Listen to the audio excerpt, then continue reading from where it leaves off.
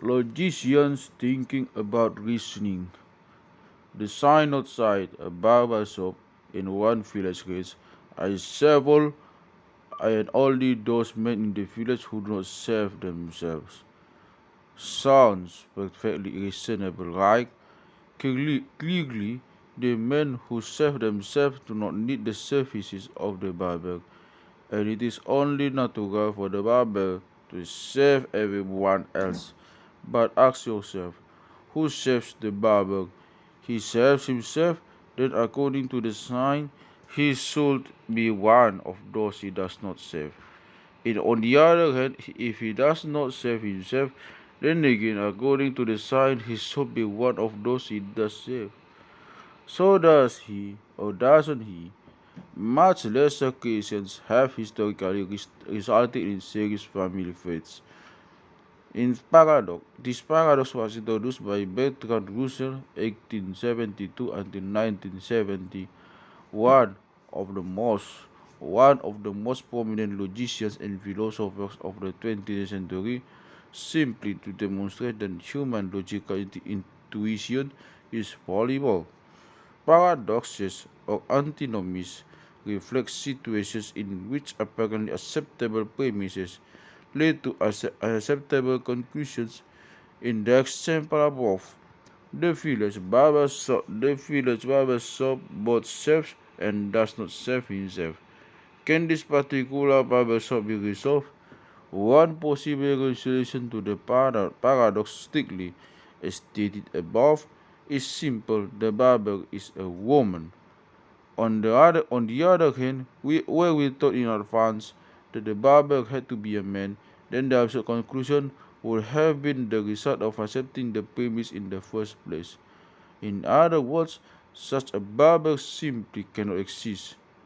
But does but what does any of this have to do with mathematics? As it turns out, mathematics and logic are intimately related. Here is how Russell himself described this linkage. Mathematics, mathematics and logic, historically speaking, have been entirely distinct studies. Mathematics has been connected with science, logic with Greek. But both have developed in modern times. Logic has become more mathematical and mathematics has become more logical. The consequence is that it has now, in 1919, become wholly impossible to draw a line between the two. In fact, the two are one. The diverse boy and man. Logic is the youth of mathematics, and mathematics is the manhood of logic. Russell holds here that largely mathematics can be reduced to logic. In other words, the, the basic concepts of mathematics, even objects such as numbers, can in fact be defined in terms of the fundamental laws of reasoning. Furthermore, Russell would later argue that one cannot use those definitions in conjunction with logical principles to give birth to the theorems of mathematics. Originally, this view of the nature of mathematics, known as Logicism, had received the blessing of both those who regarded mathematics as nothing but a human invented elaborate game, the formalists and the turbid Platonists. The former were initially happy to see a collection of seemingly unrelated games coalesce with one model of all games. The latter saw a ray of hope in the idea that the whole of mathematics could have stemmed from one indubitable source. In the Platonist eyes, this enhanced the probability of a single metaphysical origin. Needless to say, a single of mathematics could have also helped, in principle at least, to identify the cause for its powers. For completeness, I should note that there was one school of thought, intuitionism, that was vehemently opposed to both logicism and formalism. The torchbearer of this school was the rather fanatical Dutch mathematician Logician E.J. Brouwer, 1881 until 1966. Brouwer believed that the natural numbers derive from a human intuition of time and of discrete moments in our experience. To him, there was no occasion that mathematics was a result of human thought, and he therefore saw no need for universal logical laws of the type that Russell envisioned. Grover did go much further, however, and declared that the only meaningful mathematical entities were those that could be explicitly constructed on the basis of natural numbers, using a finite number of steps. Consequently, he rejected large parts of mathematics for which constructive proofs were not possible. Another logical concept denied by Brouwer was the principle of the excluded middle, the stipulation that any statement is either true or false. Instead, he allowed for statements to linger in a third limbo, state in which they were undecided. This and a few other intuitionist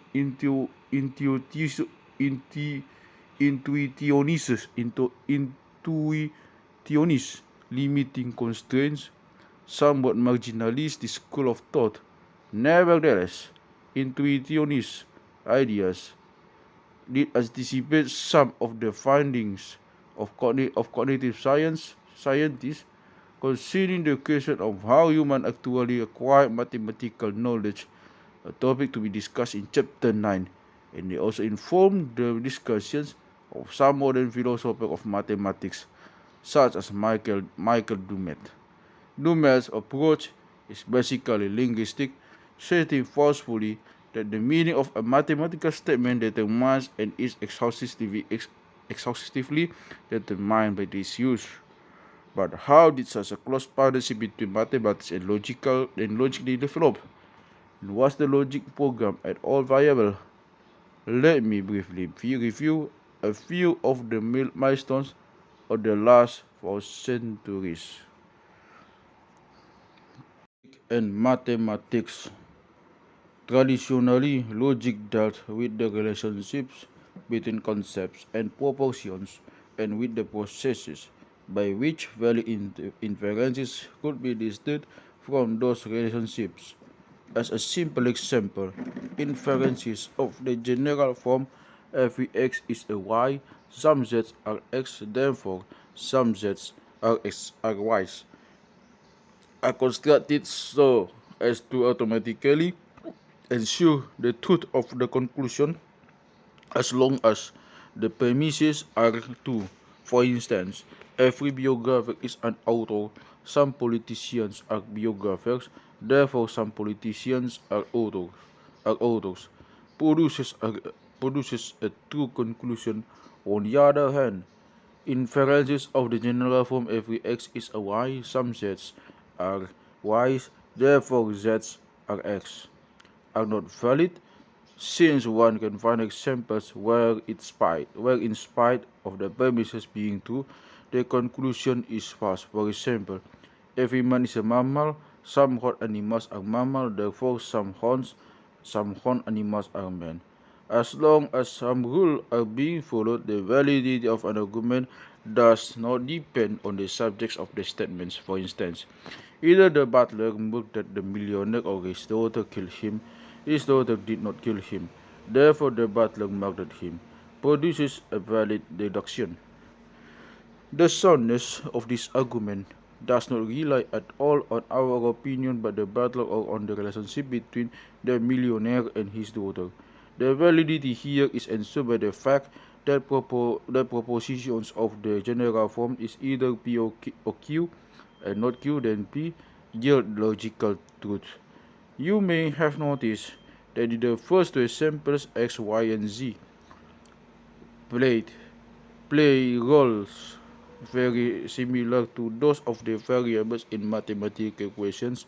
They mark the place where expressions can be inserted in the same way that numerical values are inserted for variables in algebra. Similarly, the truth in the inference. If either P or Q and not Q, then P is reminiscent of the axioms of Euclid in Euclid's geometry. Still, nearly 2 millennia of contemplation of logic had to pass before mathematicians took this analogy to heart.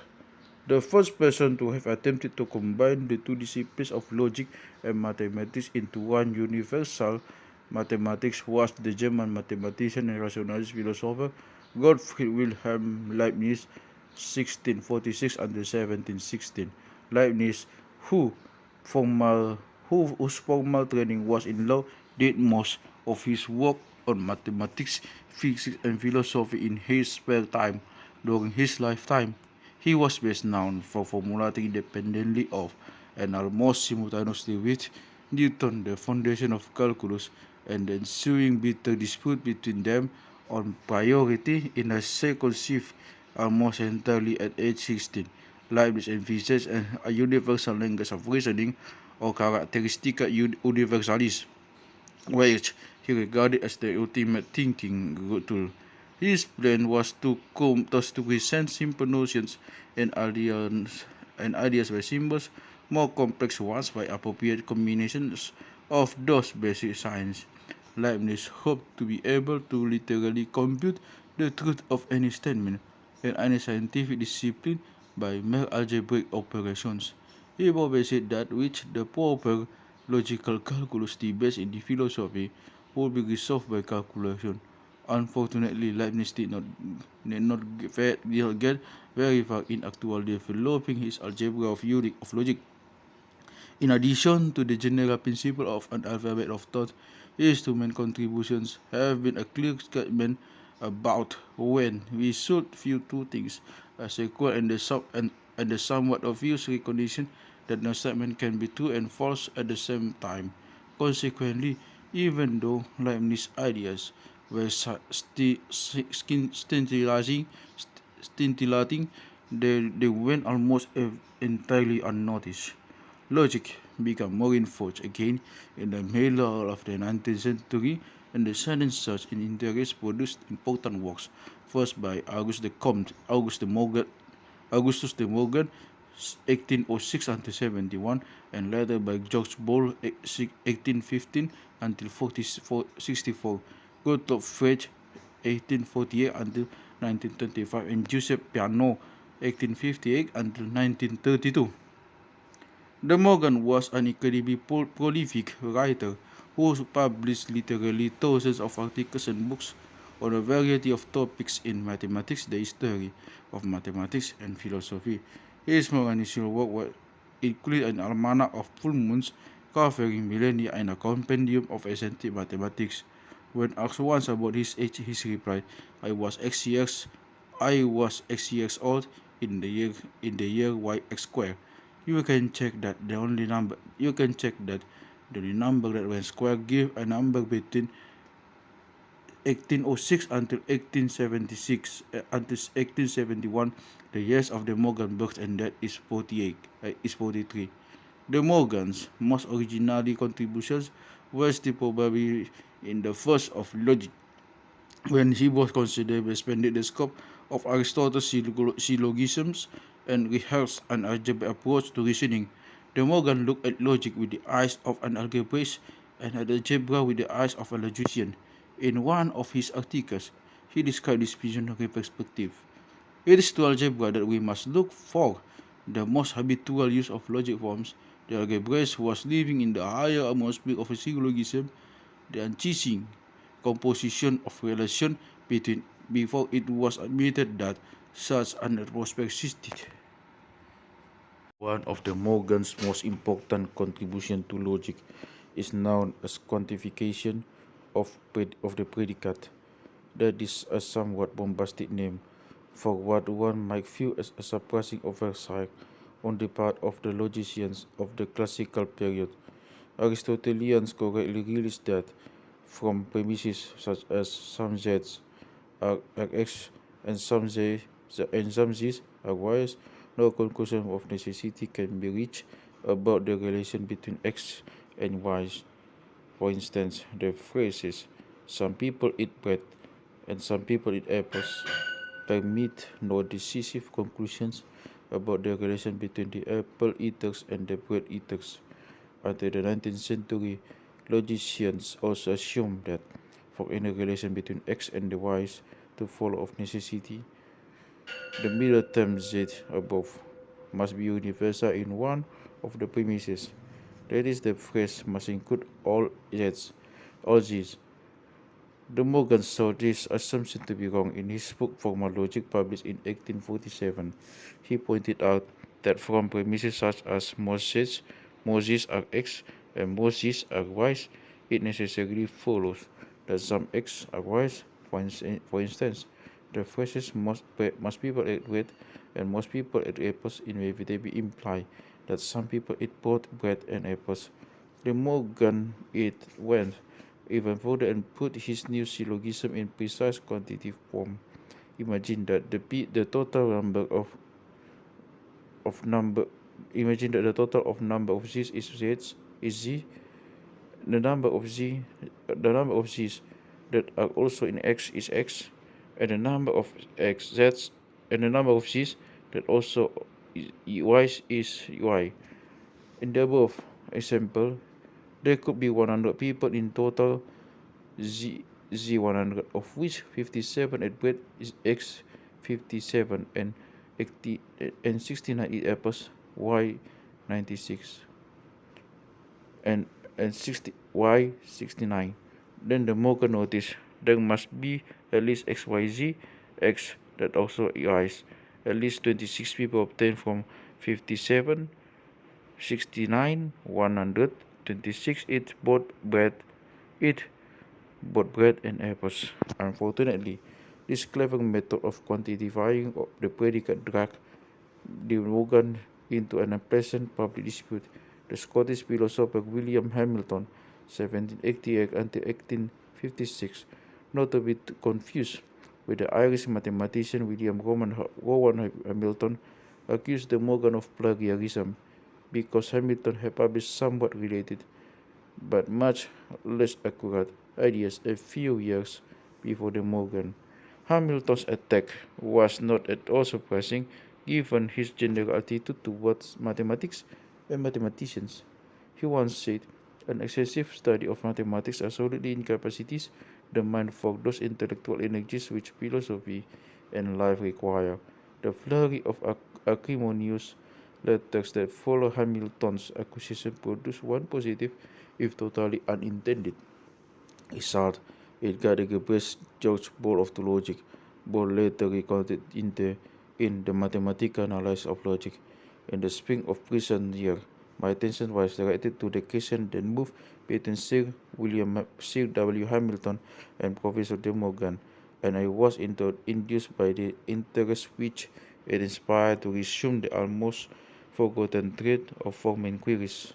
It appears to me that, although logic might be viewed with reference to the idea of quantity, it had also another and a deeper system of relations. If it was lawful to regard it from without as connecting itself through the medium of number with intuitions of space and time, it was lawful also to regard it from within as based upon facts of another order which have their abode in the constitution of the mind.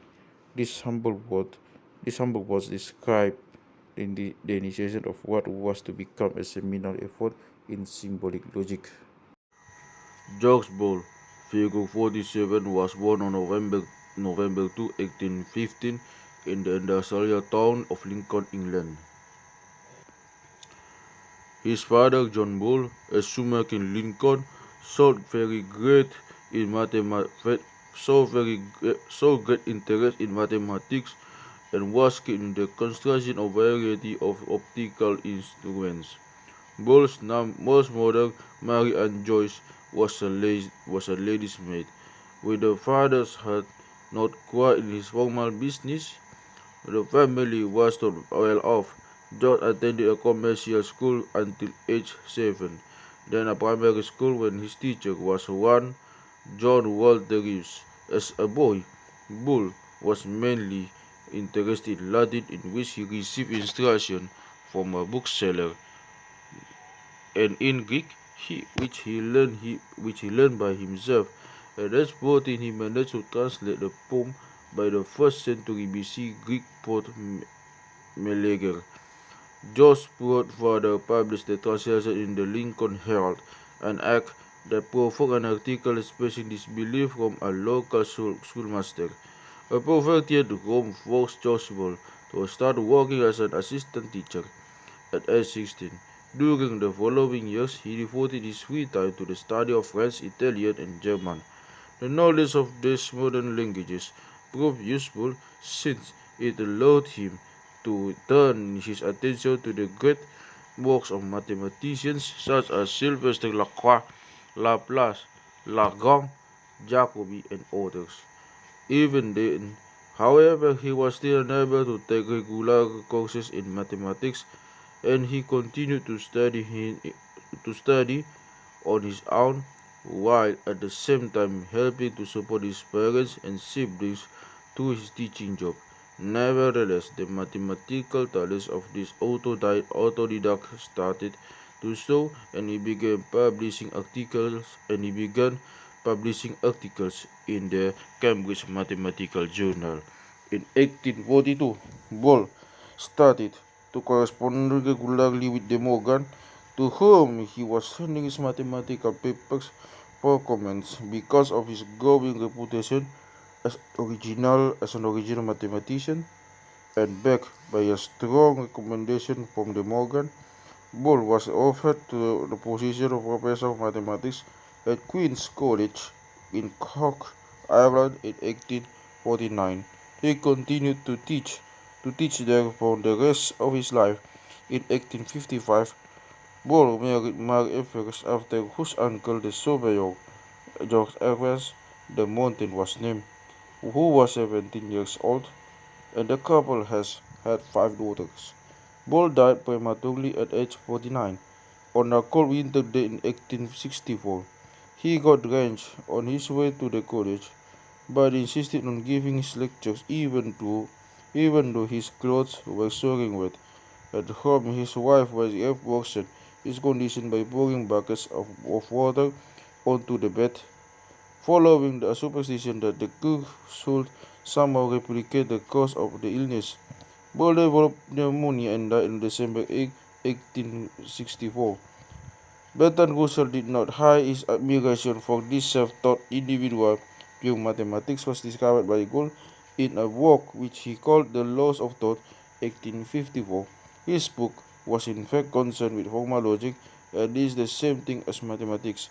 Remarkably for the time, both Mary Ball, 1832 until 1916, and each of the 5 Ball daughters achieved considerable fame in fields ranging from education to chemistry.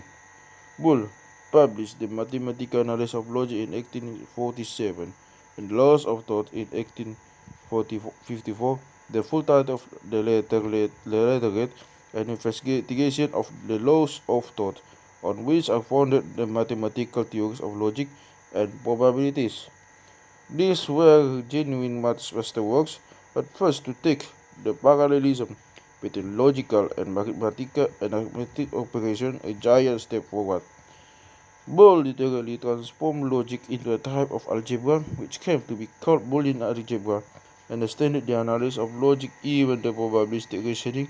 In Ball's words, the sign of the following traits, the law of thought, is to investigate the fundamental laws of those operations of the mind by which reasoning is performed, to give expression to them in the symbolical language of a calculus, and upon this foundation to establish the science of logic and construct its method, to make the method itself the best of general method for the application of mathematical doctrine of probabilities, and finally to collect from the various elements of truth brought to view in the course of these inquiries some probable intimations concerning the nature and constitution of the human mind. Calculus could be interpreted either as applying to relations among classes, collections of objects or numbers, or within the logic of propositions. For instance, if x and y were classes, then a relation such as xy meant that the two classes had precisely the same members, even the classes were defined differently. As an example, if all the children in a certain school are shorter than 7 feet, then two classes defined as x, all the children in school, and y, all the children in the school that are shorter than 7 feet are equal. If x and y represented propositions, then x meant that the two propositions were equivalent, that one was true if and only if the other was also true.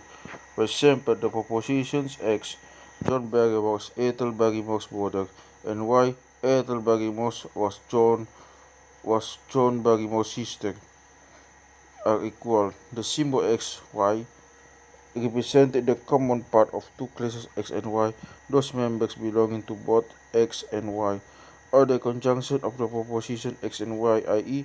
x and y. For instance, if x was the class of all village idiots and y was the class of all things with black hair, then xy was the class of all black haired village idiots. For propositions x and y, the conjunction xy of the word meant that both propositions had to hold. For example, when the motor vehicle administration says that you must pass peripheral vision test, a driving test, this meant that both requirements must be met. For two classes having no members in common, the symbol xy represented the class consisting both the members of x and y, the members of y. In the cases of propositions, xy correspond to either x or not to either x or y, but not both. For instance, x is the proposition pegs are square, and y is the pegs are round. Then y pegs are either square or round. Similarly, xy represented the classes of those members of x that were not members of y, or the proposition x but not y. Bold denote Bold denoted the universal classes containing all possible members under discussion by 1, and the empty or null class having no members whatsoever by 0. Note that the null class or set is definitely not the same as the number 0. The latter is simply the number of members in the null class. Note also that the null class is not the same as nothing, because a class with nothing in it is still a class. For instance, if all the newspapers in Albania are written in Albanian, then the class of all Albanian language newspapers in Albania will be noted by 1 in both notation, while the class of Spanish language newspapers in Albania will be denoted by 0. For propositions, 1 represented the standard 2, e.g. humans are mortal, and 0 the standard force, humans are immortal propositions, respectively.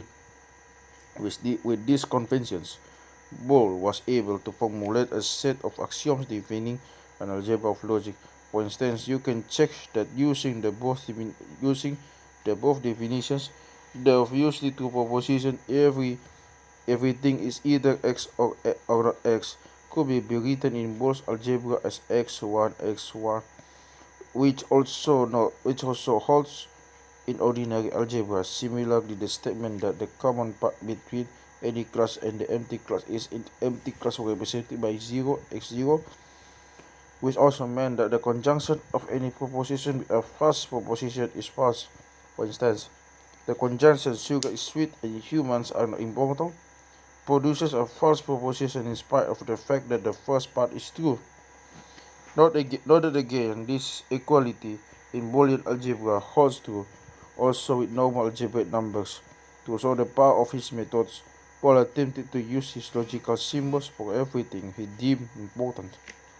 For instance, he even analyzed the arguments of the philosophers Samuel Kant and Baruch Spinoza for the existence of an attribute of God. His conclusion, however, was rather pessimistic. It is not possible, I think, to rise for the perusal of the argument of Clarke and Spinoza with a deep conviction of the futility of all endeavors to establish entirely a priori the existence of an infinite being his attributes, and his relations to the universe. In spite of the soundness of Bohr's conclusion, apparently not everybody was convinced of futility of such an approach. These updated versions of ontological arguments for God's existence continue to emerge even today.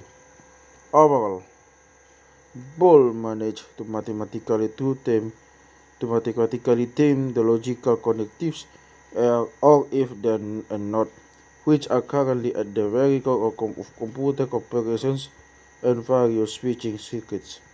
Consequently, he is regarded by many as one of the prophets who brought about the digital age. Still, due to its pioneering nature, Bohr's algebra was not perfect. First, Bohr made his writings somewhat ambiguous and difficult to comprehend by using a notation that was too close to that of ordinary algebra. Second, Bohr confused the distinction between propositions, e.g., Aristotle is immortal, propositional functions or predicates, e.g., x is mortal, and quantified statements, e.g., for all x is mortal. Finally, Fresh and Russell were later to claim that algebra stems from logic. One could argue, therefore, that it made more sense to construct on the basis of logic rather than the other way around. There was another aspect of Bohr's work, however, that was about to become very fruitful. This was realization how closely related logic and the concepts of classes or sets were. Recall that Bohr algebra applied equally well to classes and to logical propositions. Indeed, when all the members of one set X are also members of set Y, X is a subset of Y. This fact can be expressed as logical implication of the form X if X then Y.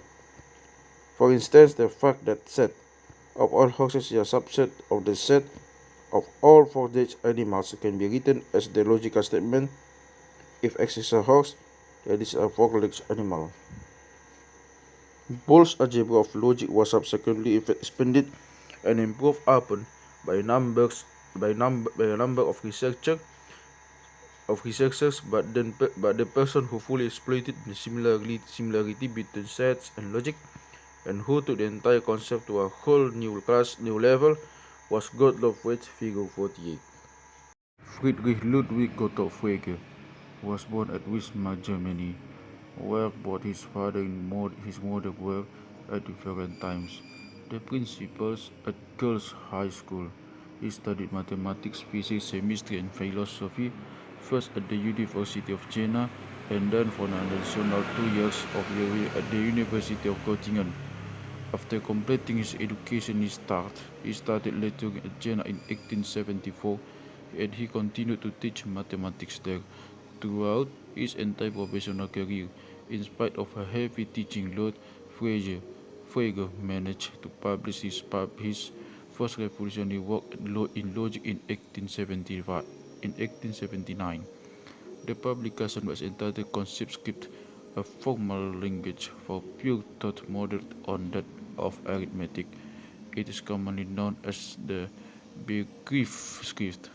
In this work, Frege developed an original logical language, which he later amplified in his two-volume Grundgesetze der Arithmetik, basic laws of mathematics. Frege's plan in logic was on one hand very thorough, but on the other extraordinarily ambitious. While he primarily concentrated on arithmetic, he wanted to show that even such familiar concepts as the natural numbers 1, 2, 3 could be reduced to logical constructs. Consequently, Frege believed that one could prove all the truths of arithmetic from a few axioms in logic. In other words, according to Frege, even statements such as 1 plus 2 equals 2, 1 plus 1 equals 2 were not empirical truths based on observation, but rather they could be derived from a set of logical axioms. Frege's Begriff script has been so influential that the contemporary logician William van Orman-Quine, 1808 until 2000,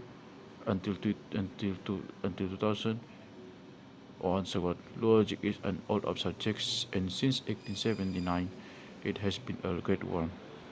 Central to Frege's philosophy was the assertion the truth is independent of human judgment.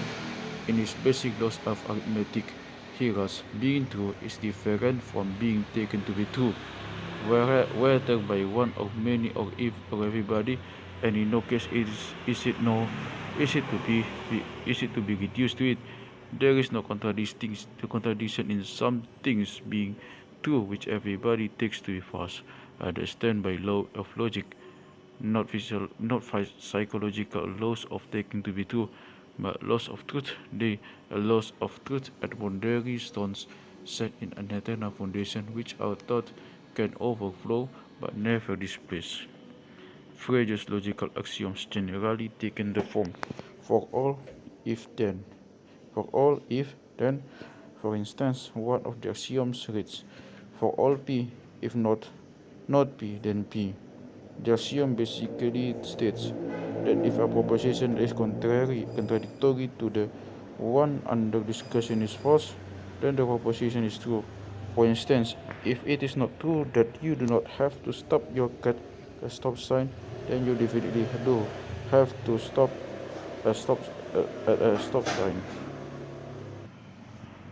To actually develop a logical language, Frege supplemented the set of axioms with an important new feature. He replaced the traditional subject-predicate style of classical logic by concepts borrowed from the mathematical theory of functions. Let me briefly explain. When one writes in mathematics expressions such as fx 3x plus 1, this means that f is a function of the variables or the variable x, and that the value of the function can be obtained by multiplying the value of the variable by 3 and then adding by 1. Frege defined what he called concepts as functions. For example, suppose you want to discuss the concept admits. This concept would be denoted symbolically by a function fx, and the value of this function would be true if x lion and false if x deer. Similarly, with respect to numbers, the concept function being smaller than 7 would map every number equal to or larger than 7 to false, and all numbers smaller than 7 is to be true. Frege referred to objects for which a certain concept gave the value of 2 as falling under that concept. As I noted above, Frege firmly believed that every proposition concerning the natural numbers was knowable and derivable solely from logical definitions and laws. Accordingly, he started his exposition of the truths of the subject of natural numbers without requiring any prior understanding of the notion of number. For instance, in Frege's logical language, two concepts are equinumerous, that is, they have the same number associated with them if there is a one-to-one correspondence between the objects falling under one concept and the objects falling under the other. That is, garbage can list an equinumerous with the garbage cans themselves if every can has a lid, and this definition does not require any mention of numbers. Frege then introduced an ingenious logical definition of the number 0. Imagine the concept f defined by non-identical to itself. Since every object has to be identical to itself, no objects fall under f. If other words, for any subobject of any object fx false. Frege defined the common number 0 as being the number of concept f. He then went on to define all natural numbers in terms of entities he called extensions. The extension of a concept was the class of all objects that fall under the concept. While this definition may not be the easiest to digest of the non-logician, it is really quite simple. The extension of the concept woman, for instance, was the class of all women. Note that the extension of woman is not in itself a woman. You may wonder how this abstract logical definition helped to define, say, the number 4. According to Frege, the number 4 was the extension or class of all the concepts that have 4 objects falling under them. So the concept, being lack of a particular dog named Snoopy, belongs to that class, and the 4 to the number 4 as that's the concept, being a grandparent of Gottlob Frege. Frege's problem was extraordinarily impressive, but it also suffered from some serious drawbacks. On one hand, the idea of using concepts, the bread and butter of thinking, to construct arithmetic was pure genius. On the other, Frege did not detect some crucial inconsistencies in this formalism. In particular, one of his axioms, known as Basic Law 5, proved to lead to a contradiction and was therefore fatally flawed. The law itself stated innocently enough that the extension of a concept f is identical to the extension of concept g if and only if f and g have the same objects under them. But the bomb was dropped on June 16, 1902, when Bertrand Russell, figure 49, wrote a letter to Frege, pointing out to him a certain paradox that sought basic law 5 to be inconsistent. As fate would have it, Russell's letter arrived just as the second volume of Frege's basic laws of arithmetic was going to press. The shock Frege hastened to add to the manuscript the frank admission that scientists can hardly meet anything more undesirable than to have the foundations give way just as the work is finished.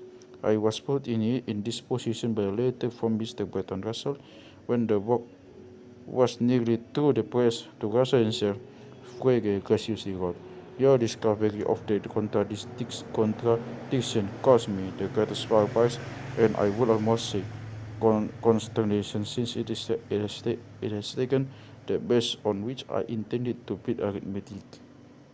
The fact that one paradox could have such a devastating effect on an entire program in at creating the bedrock of mathematics may sound surprising at first, but as Harvard University logician W.V.O. Quinn once noted, more than once in history, the discovery of paradox has been the occasion for major reconstruction at the foundation of thought. Russell's paradox provided for precisely such an occasion. Russell's paradox. The person who essentially single-handedly founded the theory of sets was the German mathematician Georg Cantor.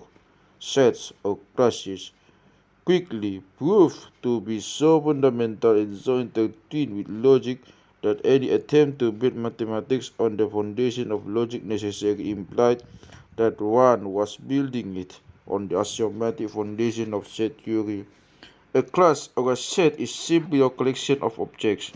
The objects don't have to be related in any way. You can speak of one class containing all of the following items: the soap operas that aired in 2003, Napoleon's White House, and the concept of two loaves. The elements that belong to a certain class are called members of that class. Most classes of objects you are likely to come up with are not members of themselves. For instance, the class of all snowflakes is not in itself a snowflake. The class of all antique watches is not an antique watch, is not, and so on. But some class actually are members of themselves. For example, the class of everything that is not an antique watch is a member of itself, since this class is definitely not an antique watch. Similarly, the class of all classes is a member of itself, since obviously it is a class. How about, however, the class of all of those, the class of all of those classes that are not members of themselves? Let's call that class R. Is R a member of itself, or R or not? Clearly, R cannot belong to R, because if it did, it would violate the definition of the R membership. But if R does not belong to itself, then according to the definition it must be a member of R. Similarly to the situation which the village made barber. We therefore find that the class R both belongs and do not belong to R. But this a logician contradiction. This was the paradox that Russell said to Frege. Since the antimony undermined the entire process by which classes are set could be determined, the blow to Frege's program was deadly. While Frege did make some desperate attempts to remedy his axiom system, he was unsuccessful. The conclusion appeared to be disastrous. Rather than being more solid than mathematics, formal logic appeared to be more vulnerable to paralyzing inconsistencies. Around the same time that Frege was developing his Logicians program, the Italian mathematician and logician Giuseppe Peano was attempting a somewhat different approach. Peano wanted to base arithmetic on an axiomatic foundation. Consequently, his starting point was the formulation of unconcise and simple set of axioms. For instance, his first three axioms read: 0 is a number. The successor to any number is also a number.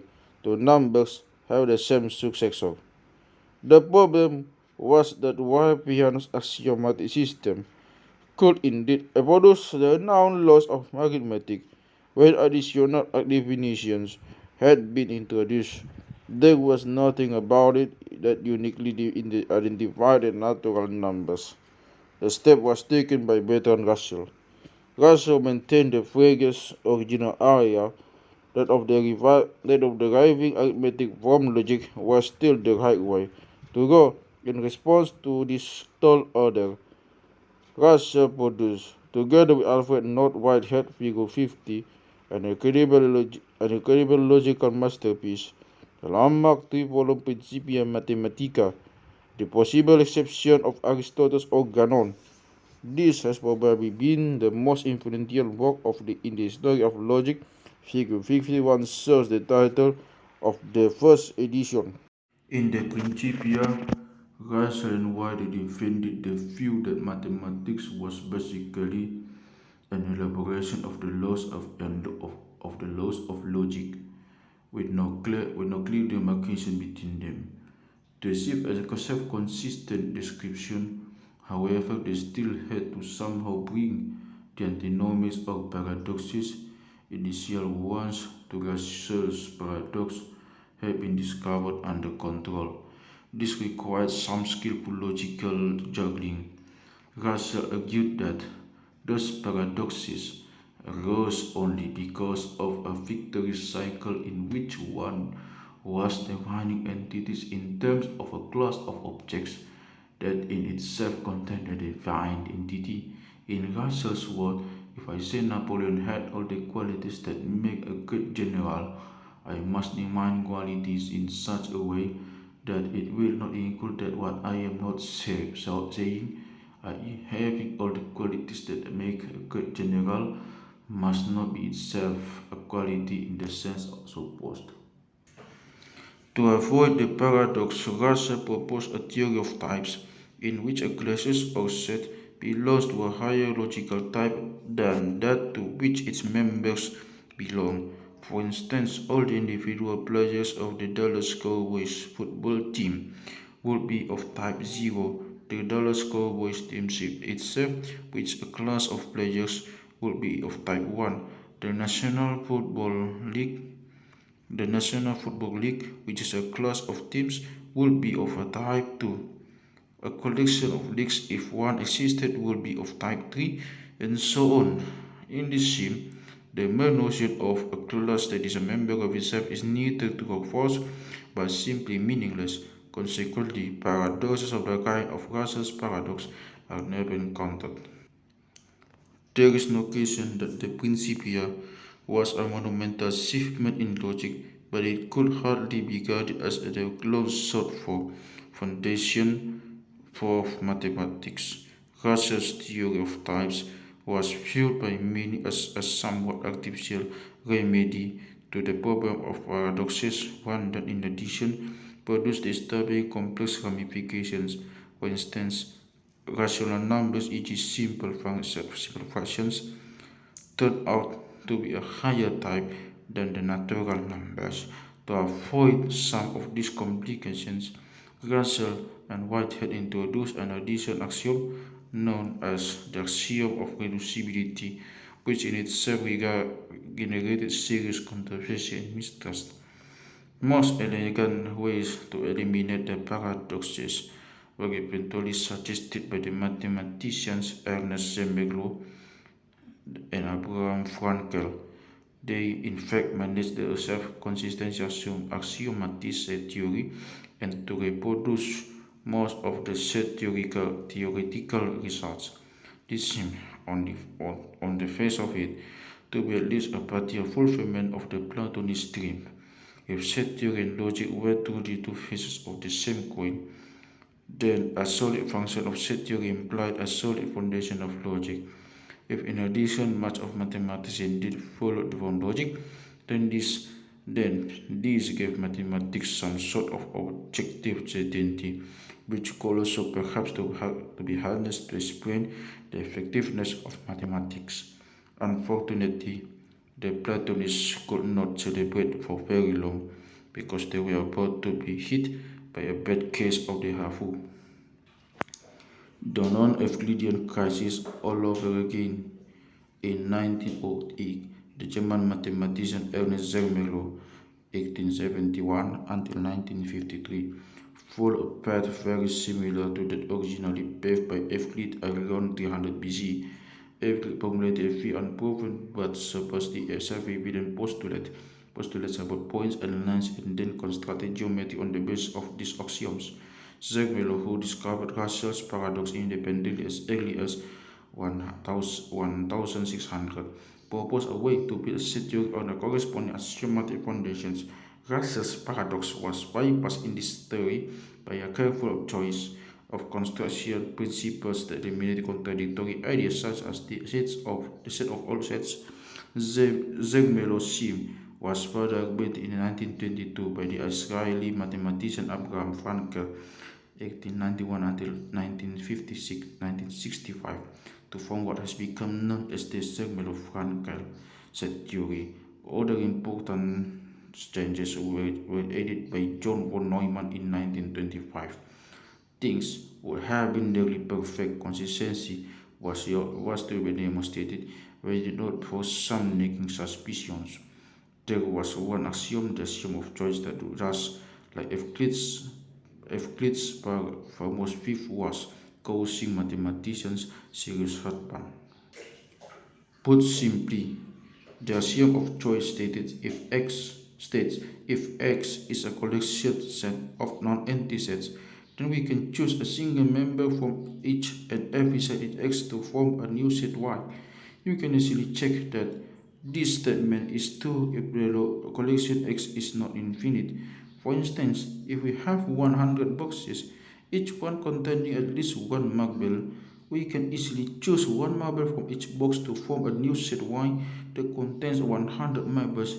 In such a case, we do not need a special axiom. We can actually prove that a choice is possible. The statement is true even for infinite collections X, as long as we can precisely specify how we make the choice. Imagine, for instance, an infinite collection of non-empty sets of natural numbers. The members of this collection might be sets such as 2, 6, 7, 1, 0, 346, 5, 11, 1257. All the natural numbers between 381 and 10,470, 10,457, and so on. In every set of natural element numbers, there is always one member that is the smallest. A choice could therefore be uniquely described this way. From each set, we choose the smallest element. In this case, again, the need for the axiom of choice can be dodged. The problem arises for infinite collections in those instances in which we cannot define the choice. Under such circumstances, the choice process never ends. The existence of a set consisting of precisely one element from each of the members of the collection X becomes a matter of faith. From its inception, the axiom of choice generated considerable controversy among mathematicians. The fact that the axiom asserts the existence of certain mathematical objects, e.g. choices, without actually providing any tangible example of one, has drawn fire, especially from adherents to the school of thought known as constructivism, which was philosophically related to intuitionism. The constructivists argued that anything that exists should also be explicitly constructible. Other mathematicians also tended to avoid the axiom of choice and only used the other axioms in the Zermelo-Wankel set theory. Due to the perceived drawbacks of the axiom of choice, mathematicians started to wonder whether the axiom could either be proved using the other axioms or refuted by them. The history of Euclid's fifth axiom was literally repeating itself. A body answer was finally given in the late 1930s.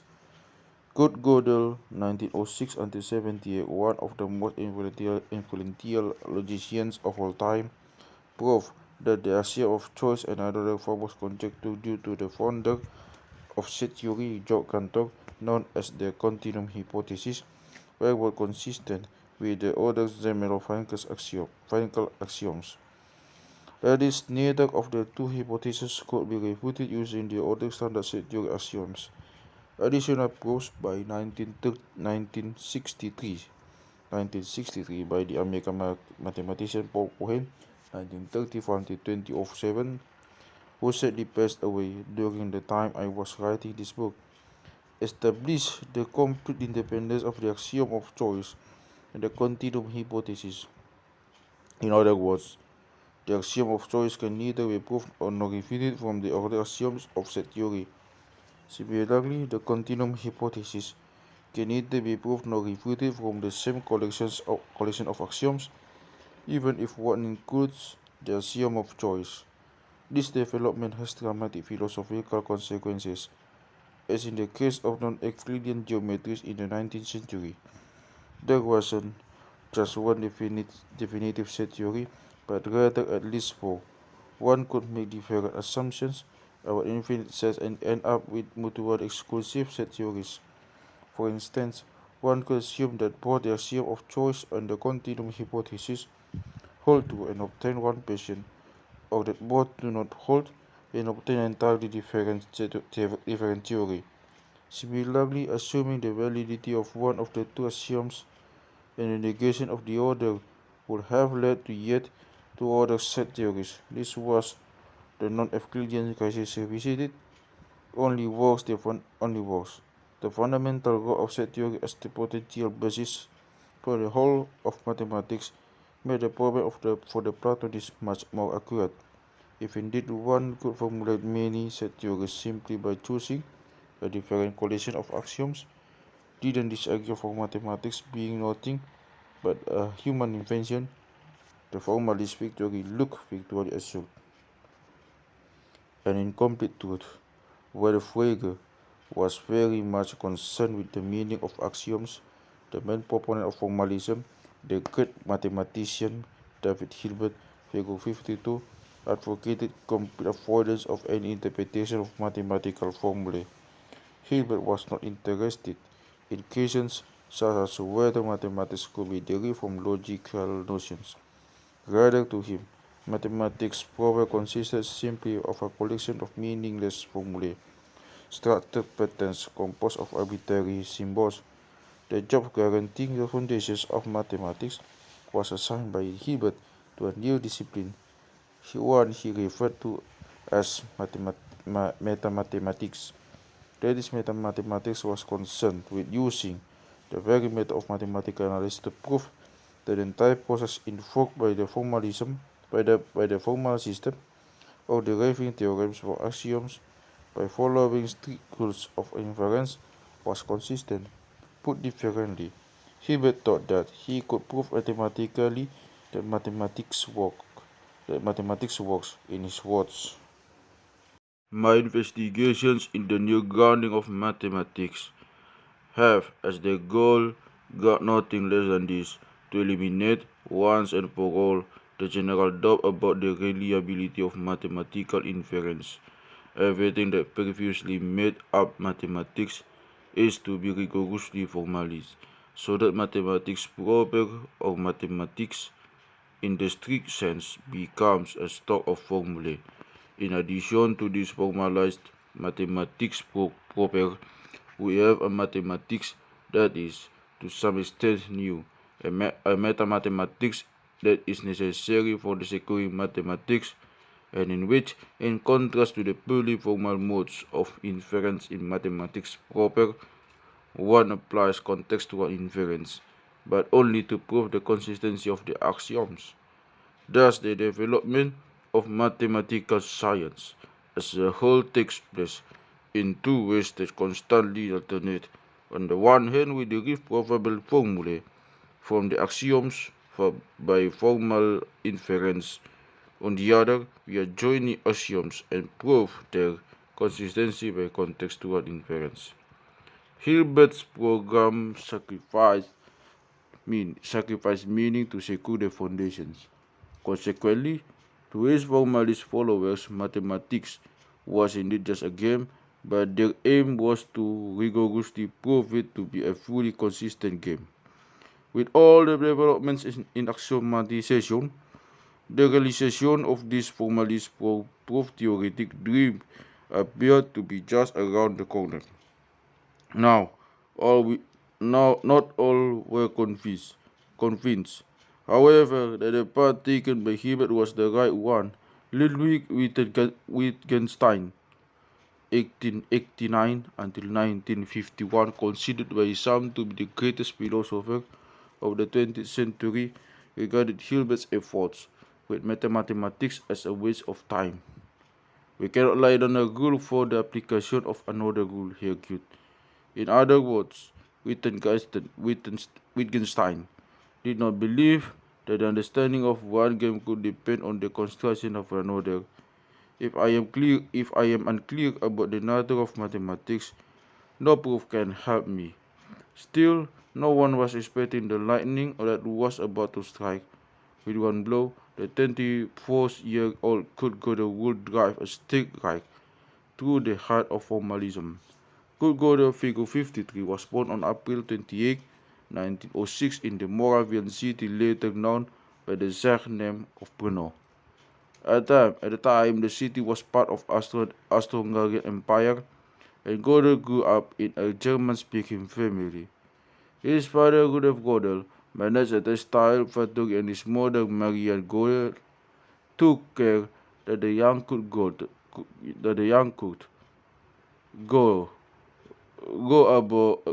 abroad education in mathematics, history, languages, and religion.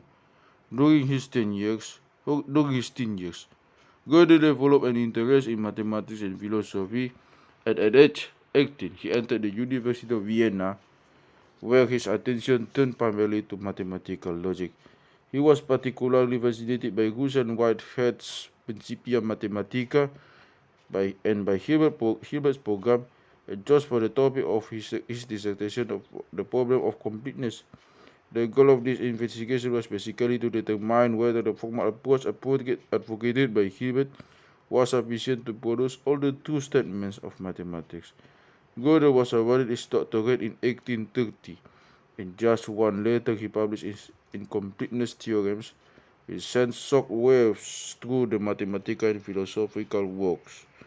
In pure mathematical language, the two theorems sounded rather technical and not particularly exciting. And a consistent formal system S within which a certain amount of element arithmetic can be carried out is incomplete with regard to statements of elementary arithmetic. There are such statements which can neither be proved or disproved in S. For any consistent formal S, within which a certain amount of elementary arithmetic can be carried out, the consistency of S cannot be proved in S itself. The words may appear to be benign, but the implications of the formalist program were far-reaching. Put somewhat simplistically, the incompleteness theorems proved that Hilbert's formalism program was essentially doomed from the start. Gödel showed that any formal system that is powerful enough to be of any interest is inherently either incomplete or inconsistent.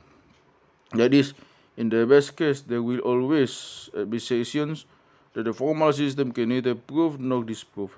In the worst, the system will yield contradictions, since it is always the case that for any statement T, either T or not T has to be true. The fact that the finite formal system can neither prove nor disprove stated assertions means that true statements will always exist that are provable within the system. In other words, Gödel demonstrated that no formal system composed a finite set of axioms and rules of inference can ever capture the entire body of truths of mathematics. The most one can hope for is that the commonly accepted axiomatizations are only incomplete or inconsistent. Gödel himself believed that an independent Platonic notion of mathematical truth did exist. In an article published in 1847, he wrote, "But despite the remoteness from sense experience, we do have something like a perception of the objects of said theory, as is seen from the fact that the axioms force themselves upon us as being true. I don't see any reason why we should have less confidence in this kind of perception, i.e., in mathematical intuition, than in sense perception." By an ironic twist of fate, just as the formalists were getting ready for the victory march, Gödel and the fourth Platonists came and reigned on the parody of the formalist program.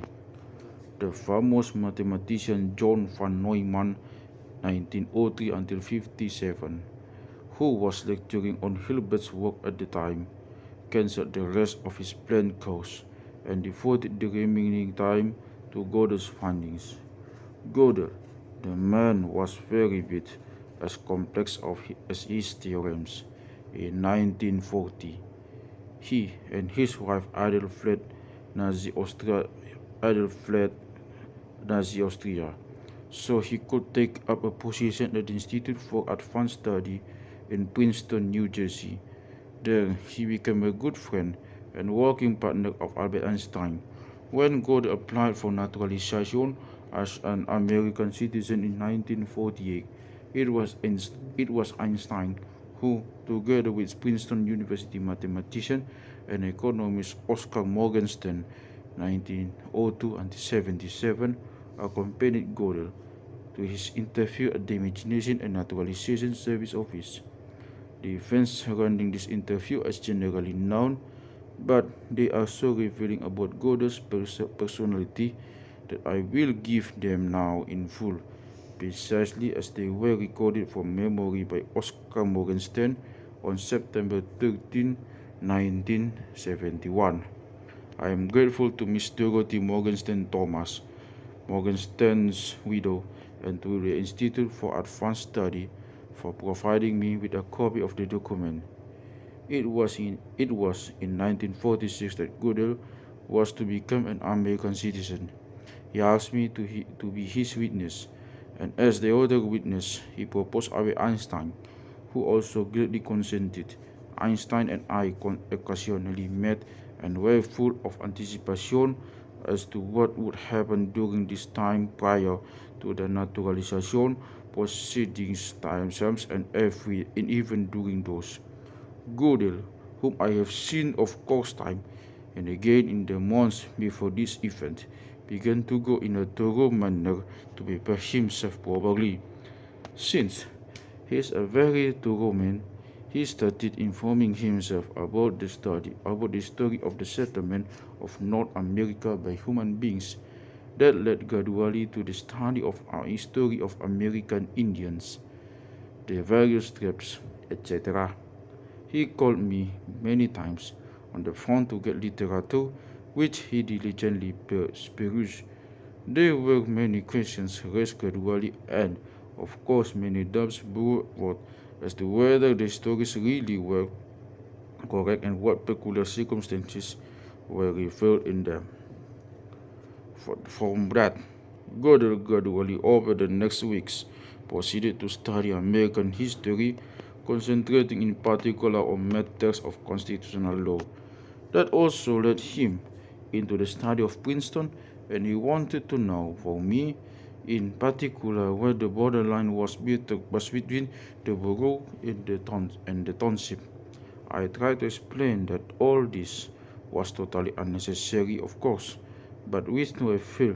He persisted in finding out all the facts he wanted to know about, and so I provided him with the proper information also about Princeton. Then he wanted to know how the borough council was elected, the township council, and who was the mayor was, and how the township council functioned. He thought he might be asked about such matters. He were to show that he did not know the town in which he lived, it would make a bad impression. I tried to convince him that such questions I tried to convince him that such questions never were asked, that most questions were really formal, and that he would easily answer them, that at most they might ask what sort of government we have in this country, or what the highest court is called, and the questions of this kind. At any rate, he continued the study of the Constitution. Now came an interesting development. He rather excitedly told me that in looking at the Constitution, to his distress, he had found some inner contradictions, and that he could show how, in a perfectly legal manner, it would be possible for somebody to become a dictator and set up a fascist regime never intended by those who drew up the Constitution. I told him that it was most unlikely that such events would ever occur, even assuming that he was right, which of course I doubted. But he was persistent, and so we had many talks about this particular point. I tried to persuade him that he should avoid bringing up such matters at the examination before they got in Trenton, and I also told Einstein about it. He was horrified that such an idea had occurred to Gödel, and he also told him he should not worry about these things nor discuss that matter. Months went by, and finally the date for the examination in Trenton came. On the particular day, I picked up Goddard in my car. In the he sat in the back, and then we went to pick up Einstein at his house on Mercer Street, and from there we drove to Trenton. While we were driving, Einstein turned around a little and said, "Now, Goddard, are you really well prepared for this examination?" Of course, this remark upset Gödel tremendously, which was exactly what Einstein intended, and he was greatly amused when he saw the worry on Gödel's face. When we came to Trenton, we were ushered into a big room, and while normally the witnesses are questioned separately from the candidate because of Einstein's appearance, an exception was made, and all three of us were invited to sit down together, Gödel in the center. The examiner Schick first asked Einstein, and then whether we thought Gödel would make a good citizen. We assured him that this would certainly be the case, that he was a distinguished man, etc. And then he turned to Gödel and said, "Now, Mr. Gödel, where do you come from?" Gödel, "Where I come from? Austria." The examiner, What kind of government did you have in Australia? It was a republic, but the constitution was such that it finally was changed into a dictatorship. Examiner, oh, this is very bad. This could not happen in this country. God, oh yes, I can prove it. So, of all the possible questions, just the critical one was asked by the examiner. Einstein and I were horrified during this exchange. The examiner was intelligent enough to quickly go and say, "Oh God, let's not go into this," and walk off the examination. At this point, greatly to our relief, we finally left. And as we were walking out towards the elevators, a man came running after us with a piece of paper and pen and approached Einstein and asked him for his autograph. Einstein obliged, and where we went down in the elevator, I turned to Einstein and said, "It must be dreadful to be persecuted in this fashion by so many people." Einstein said to me, "You know, this is just the last remnant of cannibalism." I was puzzled and said, "How is that?" He said, "Yes, formally, they wanted your blood, now they want your ink." Then we left, drove back to Princeton, and as we came to the corner of Massachusetts, I asked Einstein whether he wanted to go to the institute or home. He said, "Take me home. My work is not worth anything anyway anymore." Then he quoted from an American political song. I unfortunately do recall the words. I may have it in my notes, and I would certainly recognize it if somebody would suggest a particular phrase. Then off to Einstein's home again, and then he turned back once more towards Gödel and said, "Now, Gödel, this was your one but last examination. Gödel, goodness, is there still another one to come?" And he was already worried.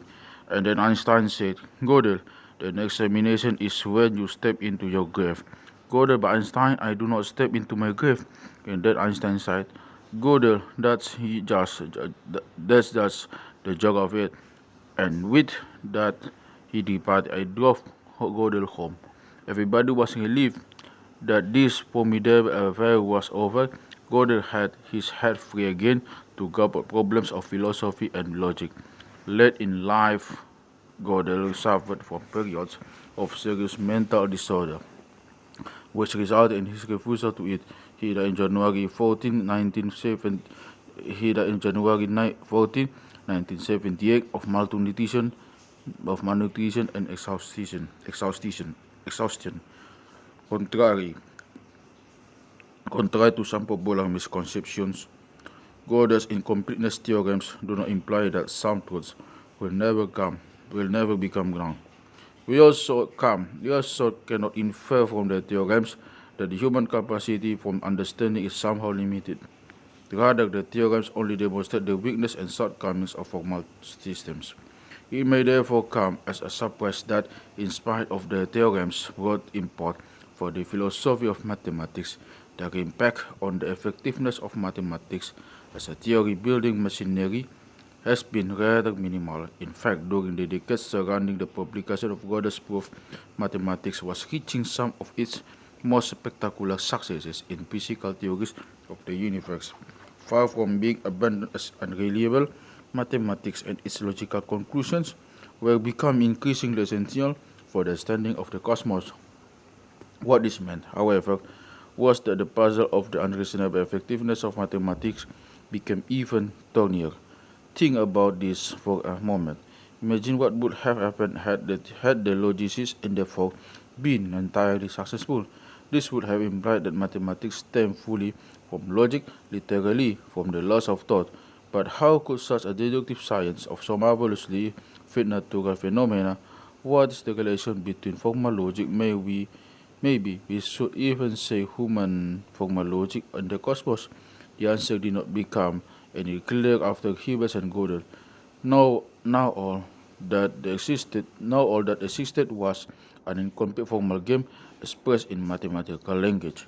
How could models based on such an unreliable system produce deep insights about the universe and its workings before I even attempt To address these questions, I want to sharpen them a bit further by examining a few case studies that demonstrate the subtleties of the effectiveness of mathematics.